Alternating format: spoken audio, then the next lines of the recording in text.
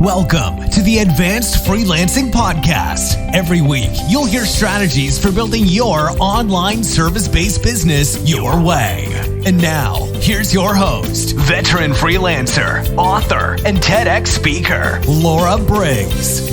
Hey listeners, it's time for another episode of the Advanced Freelancing Podcast.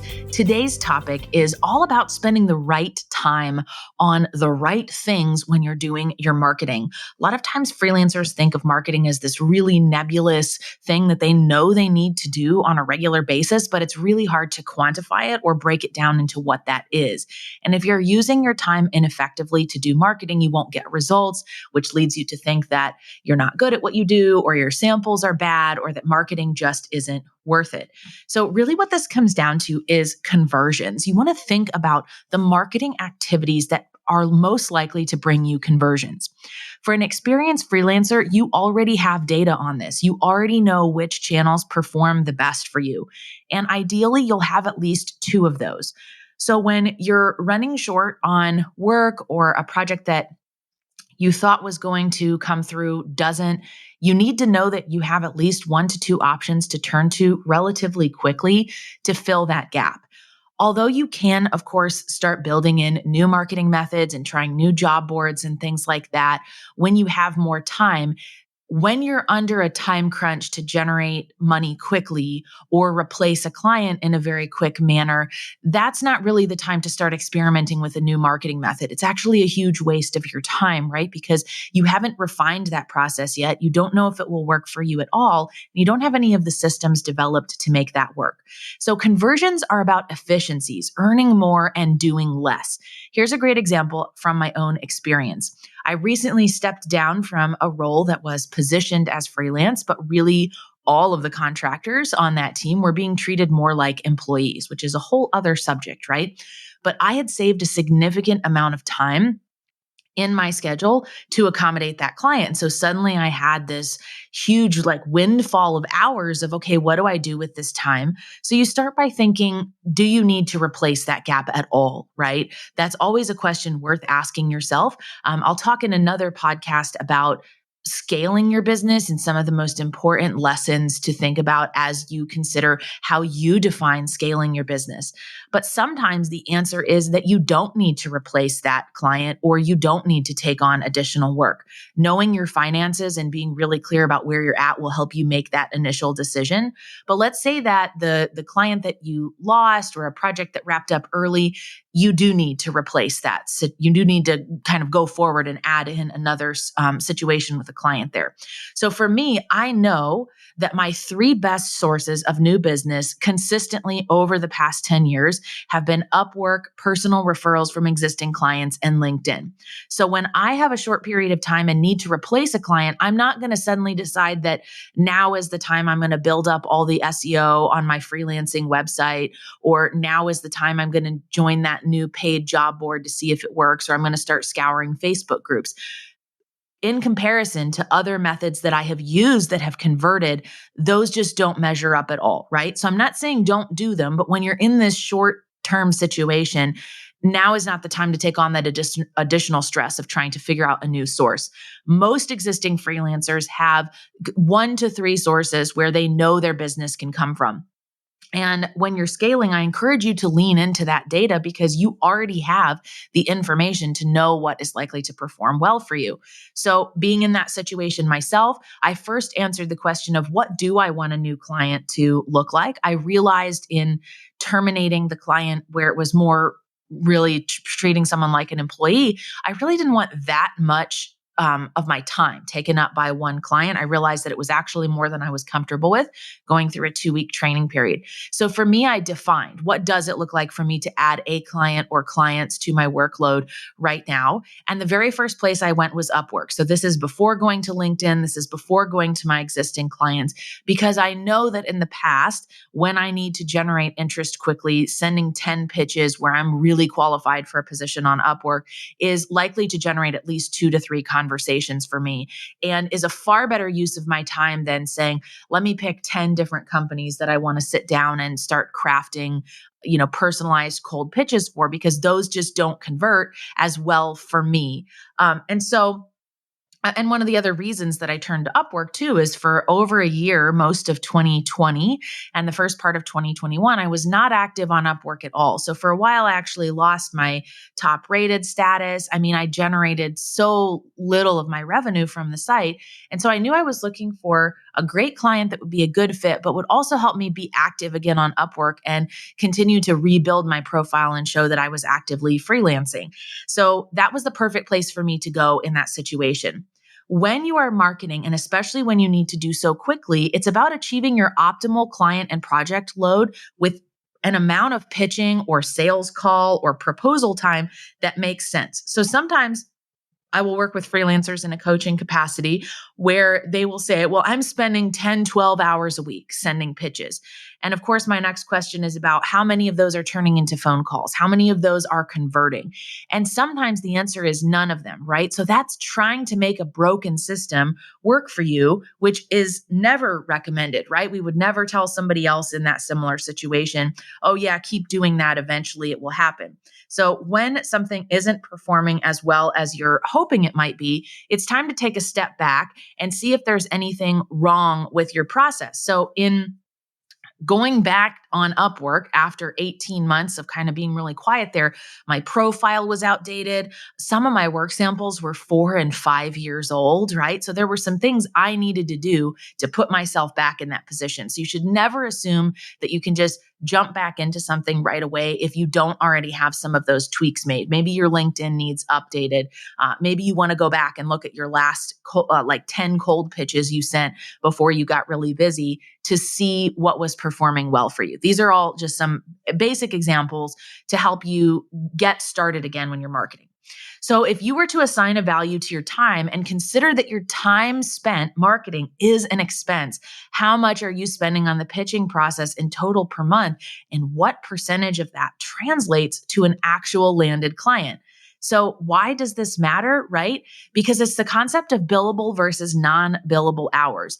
Every business owner and all freelancers have non-billable hours, right?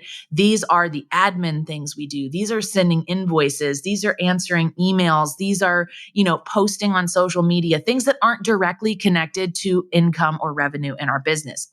So let's say that you typically charge $50 an hour and you just spent 5 hours on a pitch plus the call related to it, but you didn't get the gig. That process cost you $250. Now, if that converts, right, that's amazing. I encourage you to go back and listen to my advanced freelance roadmap success story, Bailey Ram, who has an incredible story of how she puts a lot of time and care and thought into her pitches, but they turn into $700 plus one-time gigs and multiple $1,000 per month retainer. So that's a good use of time, right? The conversion is high there because yes, it requires some upfront work done in a creative way and in being really thoughtful in pitching that client, but it converts highly enough to take that gamble. Now, that doesn't mean every time you pitch, you're going to get a call, you're going to get a client, but it should work enough that you feel confident in doing your best guess to determine who would be good clients. So there are two variables that could improve that situation of spending the $250 or whatever your number might be. It's to reduce the time spent per pitch and to land more gigs. The sweet spot is having both of these happen at the same time. And you shouldn't be trying to incorporate new marketing methods because your time spent on the learning curve is going to be so much more, right? You may need to go familiarize yourself with cold pitching. You may need to hire a coach to evaluate your cold pitch. You may need to send 100 of them before you get 10 responses. So in a short-term crisis situation, that's not a good method if it hasn't proven successful for you. If you have more time in your schedule and you're looking at more of a long-term play with marketing, then it's okay to start saying, I'm going to send out 2 cold pitches per week. And I know it's going to take me time to get traction, but I'm willing to invest in that because I don't need the business immediately. Isn't this crazy that the time that you don't need business is actually the best time to learn these new marketing methods, right? But none of us really do it that way. None of us go, okay, let me learn the ins and outs of LinkedIn, or let me figure out what this job board is looking for, or let me build a referral program when I don't really need the business, right? We wait until we're in that dire situation. So the end-to-end process for improving your conversion starts with knowing who you want to work with and being selective. Seeking and connecting with your ideal clients only will cut down the number of tire kicker calls you have or conversations with people who have no idea what you're talking about, and you really have to educate them in addition to trying to convince them you're the right fit. Remember, you're a freelancer. You get to decide who you work with and the types of projects that you work on. Now, in order to get really good data about this, you need to measure it. It's okay to know anecdotally, oh, Upwork converts well for me. But if you're new to this, you need to start measuring it because it may surprise you where a lot of your business is coming from. A really good place to start is to look at the last 10 new clients you onboarded. Where did they come from? How did they find you? What do they have in common? That can give you some basic information to realize where you have potential to convert. I like to use a really simple Excel or Google spreadsheet that includes columns like the potential client's name, useful information about the prospect, the date they were pitched, the date you scheduled a call, any key takeaways from the call, the follow-up date, and the outcome. Yes, this can be tedious, right? But some of the most successful freelancers I know have done this when they built their business to be able to say, oh, I finally figured out the thing that works on Upwork or the subject line in my cold pitch emails that converts well. So look for ways to make your process a lot more efficient too. Great examples include things like templates for your pitches where you customize parts of it, but parts of it are also duplicated. Template emails, automating your calendar and the way you book calls. So signing up for something like Acuity or Calendly, making it easy for clients to book calls. You spend less administrative time going back and forth. So in order for this to work, right, your pitch needs to be solid, right? And you need to know that your pitch is good. If you have been sending a lot of pitches and have gotten no response, hire somebody to analyze your pitch and to give you that feedback, okay? You always need to be connecting what you do and how you do it to the client's bottom line. So when you're thinking about improving conversions, be prepared to deal with potential objections too, right? You're going to leverage all of your experience, including past work, even things in other jobs that have transferable skills. Lead with value. Ideally, you share a little bit of information on the call or in the pitch that helps give them some idea of what it is like to work with you. You're not giving away the farm. You're not doing free work with them. But if you give them a quick fix, strategy, suggestion, tell them something they're already doing well that they could build on, this shows off your expertise and begins to grow that trust between you and the client. Now, when you are on calls with the client, you want to make sure that you introduce a sense of urgency. Make the ask and do it confidently. Are they ready to move forward? Do they want to see a proposal from you? This really showcases that you don't have to work with everyone and you can't work with everyone, but you want to make sure that it's a good fit for the client as well as for you. So make the ask, be confident. That way you also don't waste your time, right? If the client isn't ready, if they're talking to a bunch of other people and they really just want to see one more sample from you, it's better for you to know that in advance. And that way you don't spend time creating a custom proposal that costs you 3 or 4 hours. So there's some other strategies in my podcast where I talk about sales calls specifically and how to prepare for those to be as successful as possible. They are not just about converting your clients into working with you. They are about figuring out what is going to work best and if this is a good fit for you as well. So when you're improving your conversions, you need to be findable on the internet and be presenting yourself well and consistently across all platforms. So here's a good example. Just because someone finds you on Upwork does not mean they stay on Upwork. They might check out your LinkedIn, your Facebook, your website. I had a client recently where the project is on Upwork, but he openly admitted during the call, he said, yeah, I internet stalked you a little bit. I've seen your books. I've seen other stuff, right? So you need to have a consistent image on the internet. Ideally, it's a narrative that you want to control, right? So you want those first couple of things that pop up in a Google search result under your name to be tied to your name and the work that you do. Even a simple portfolio website, your LinkedIn profile, all of these should kind of mirror each other. It should be clear from your website, your public social media profiles, your job board profiles, anywhere else that if you exist in a directory of other freelance providers, it should all be clear and up to date what kind of work that you do. So Google yourself and see what you find. And make sure that your personal stuff stays personal. If you don't want clients adding you on Facebook, up your privacy settings there and things like that. You just want to be aware of what is up there. So when it comes to converting clients, you're not always going to get a yes, right? And that's normal. I don't know anybody who has 100% success rate with pitching and getting clients, but hearing no doesn't mean never.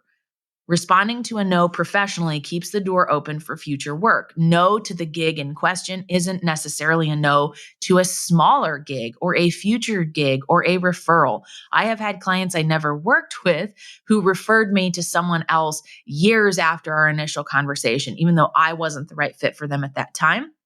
So always thank them, wish them well, and kind of move on. One of the biggest mistakes that freelancers make when it comes to conversions is giving up too soon. There is actually value in hearing no a few times before you get to a yes. You don't have all of your guard up about the things to look for in a client, some of the red flags.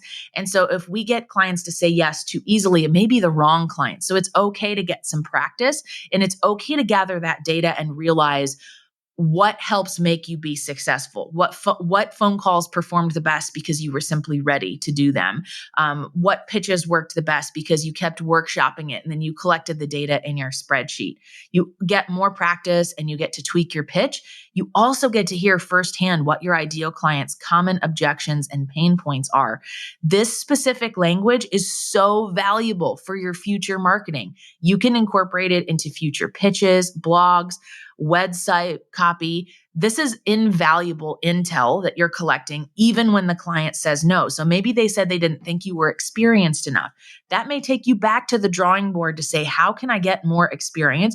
Or maybe I have the experience, but boy, I really didn't present it well. How can I do a better job of that the next time around so that it comes across that I am a true professional?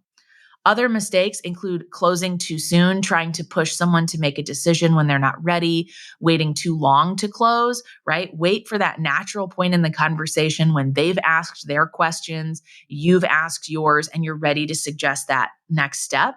And then the final mistake is not pitching at the client's point of need or making the solution seem too overwhelming, right? If they're in a position to move forward now, if they have a specific deadline, if they've got the other people on their team, if they're really just waiting for the right person, don't wait too long to send proposals and to follow up with them. Getting better at conversions also requires following up. Now, this is not always as easy on platforms like Upwork, where unless you're invited to the job, you can't really follow up with the client naturally. But if you do have that sort of communication room open or that LinkedIn message open, you can continue to follow up authentically. Most business is closed in the follow-up phase, and staying on their radar, adding them on LinkedIn, continuing to publish content there. You never know when that will be seen again. And sometimes follow-up isn't direct, right? So I published a LinkedIn post last week, and within a couple of hours, a client that I worked with about 8 months ago on a short project saw what I wrote about and contacted me over email to ask if I could do a guest post for their website. So even in that way, that's follow-up, even if it isn't directly to a client saying, hey, did you decide you want to work with me? So when you are talking to an actual client, it's good to ask their permission to circle back. Hey, I understand this is a big decision and you need to think about this. When would be a good time for me to follow back up? You can also send an email. It's a little bit less obtrusive than scheduling a phone call, but you do want to have something on the books or prepared for your next step to communicate with them. So getting better at conversions has positive impacts throughout your business. As you learn what works for you and the types of clients that you can close, you will get better and better about knowing how to fit that into your end-to-end process. What comes in at the beginning when you're doing your marketing? What things do you need to do before the call? What things do you need to say on the call? How can you make your proposals more effective? This will cut down your time so much once you do enough pitching and calls and taking clients through the process, because you'll really learn what works for you and you can continue to refine that process so that you have as few non-billable hours as possible. And so that those situations where you need to generate work quickly, you know exactly where to turn to, and the lift or the effort required to make that happen is so much shorter. So I'm wishing you better conversions throughout 2022. Hopefully this podcast gave you some thinking concepts to go forward of where can you improve things in your business or collect some data that will ultimately help you with your marketing. Thanks so much for tuning in.